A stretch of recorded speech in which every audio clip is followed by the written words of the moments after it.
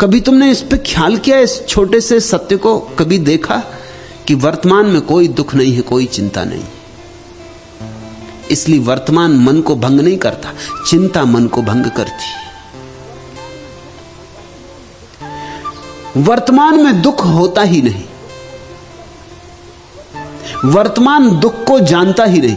वर्तमान का इतना छोटा क्षण है कि उसमें दुख समा ही नहीं सकता। वर्तमान में स्वर्ग ही समा सकता है, नरक नहीं समा सकता। नरक का बड़ा विस्तार है।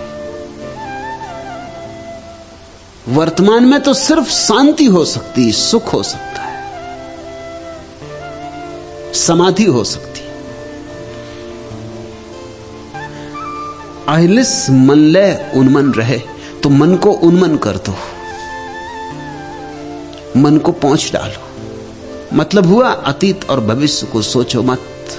ये क्षण जो आया, अभी ही थोड़ा इसका स्वाद लो। यह जो क्षण है, ये दूर ट्रेन के गुजरने की आवाज, सन्नाटे में बैठे हुए लोग,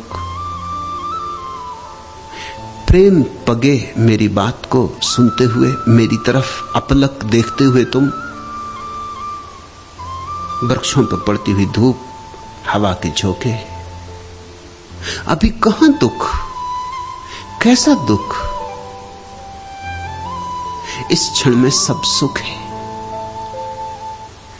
इस सुख को गहराओ, इस सुख को पियो। यही मदिरा है जो ढालनी, यही मधुशाला है जिसके अंग हो जाना है। एक क्षण से ज्यादा तो कभी कुछ मिलता नहीं, दो क्षण एक साथ तो मिलते नहीं। बस एक क्षण को जियो। जीसस ने अपने शिष्यों को कहा, देखते हो खेत में उगे हुए लिली के फूलों को, इनका सौंदर्य क्या, इनके सौंदर्य का राज क्या? गरीब लिली के फूल, इनके सौंदर्य का रहस्य क्या है? इनकी सुगंध कहां से उठती? और मैं तुमसे कहता हूं, जीसस ने कहा कि सम्राट सोलोमन भी अपने परम वैभव में इतना सुंदर नहीं था जितने ये लिली के फूल। राज क्या है इनके सौंदर्य का?